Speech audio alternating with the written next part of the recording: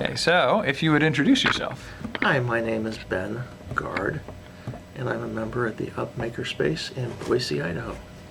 All right, and so what's your passion? I am a woodworker. So what kind of woodworking do you do?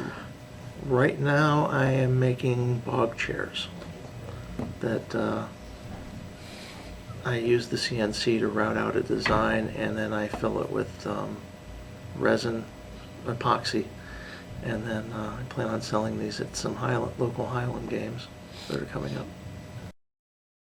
What other kinds of projects, and how long have you been a member working on these types of things? I've been a member a little over a year. I've made lamps. I like to make lamps out of old liquor bottles.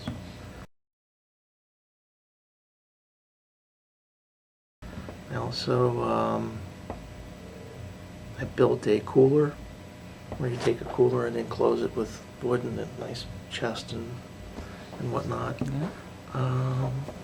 What else have I made? There's a bench right over there. We took a woodworking class, and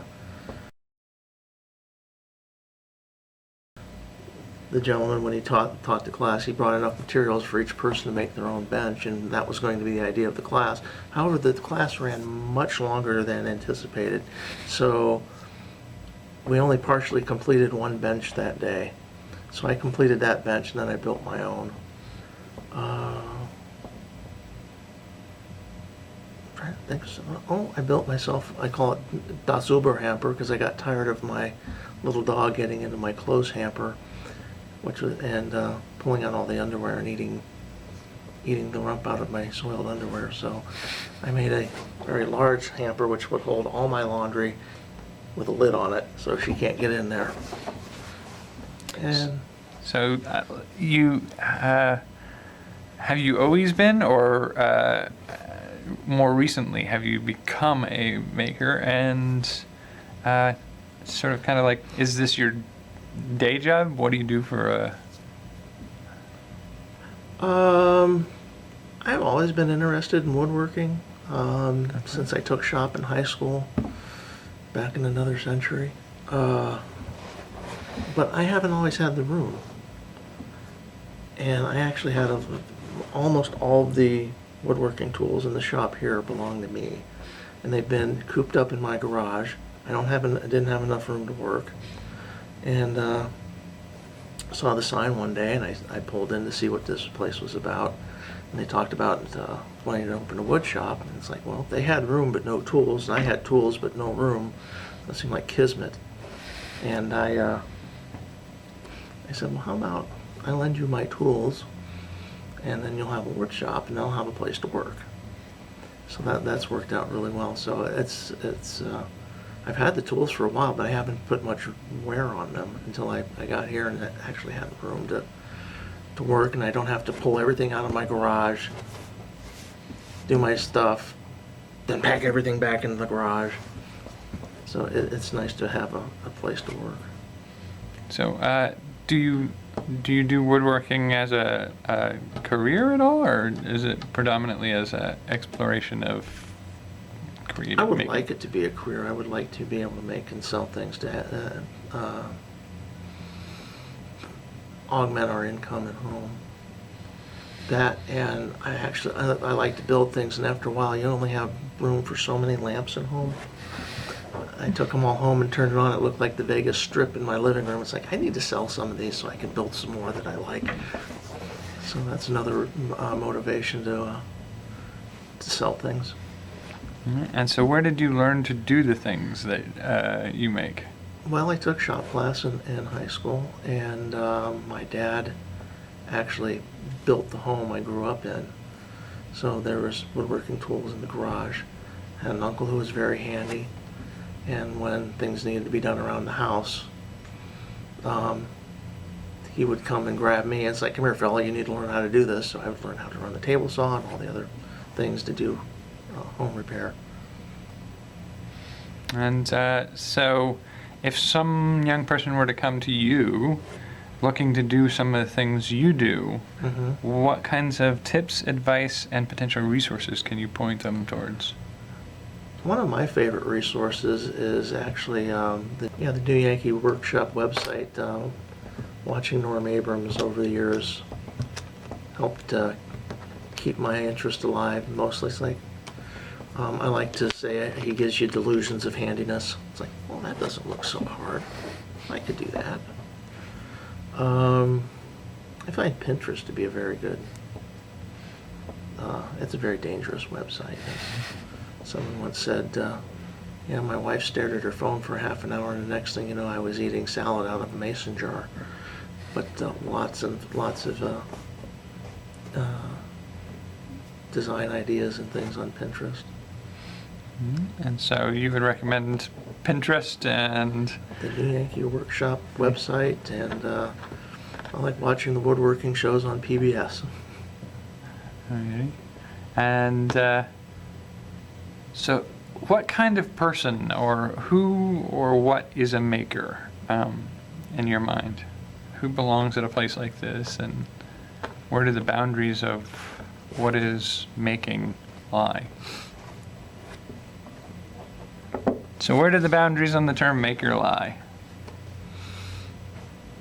I would say it's only limited by anyone's imagination. To me, the satisfaction I get is to have an idea in my head and make it manifest.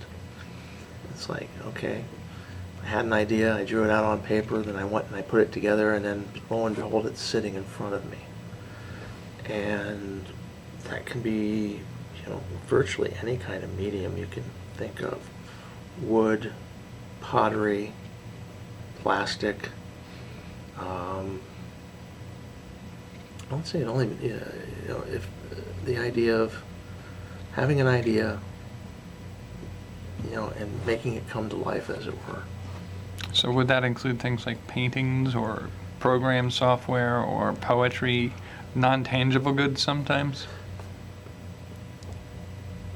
I think so. I mean, when you say a poem out loud, or you have words on paper, you have, some manifestation of what was in your mind. Painting, we sometimes have a Bob Ross night. I put on a Bob Ross video, and it's amazing. You don't realize how fast Bob works till you try and keep up with Bob. And it's like, wow, that guy's fast. You have to pause the video and get caught up.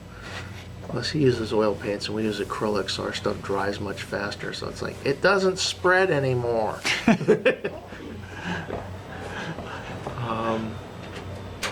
No, I just say, having an idea and making it manifest would be, in my mind, a maker. Alrighty. And so, do maker spaces have something to contribute to the communities to which they belong? Do they make a difference or benefit their towns and cities? And if so, how? I think so. I find it, personally good for my mental health to be able to come and do what I do.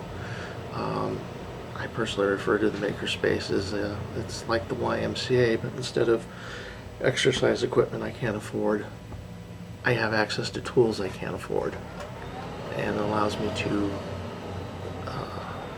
make things far beyond I could at home.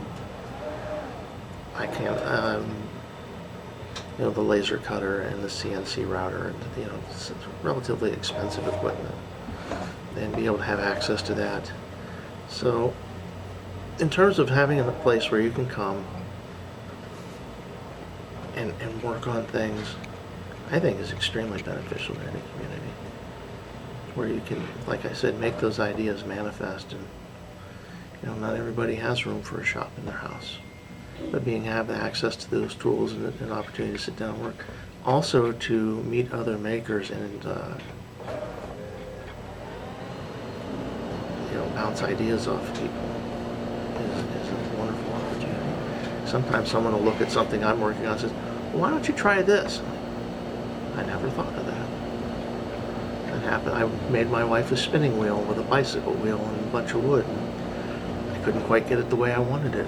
Somebody said, well, why don't you try it this way? And oh, that's what my mom used to say. Okay, so is there, at this point, I think I've covered everything that I have to ask. Is there anything I haven't asked that you think is important to mention or want to say? Not off the top of my head. Probably when you're in the next state, I'll think of something and say, oh yeah, Alrighty. Well, I thank you for your time. you're very welcome.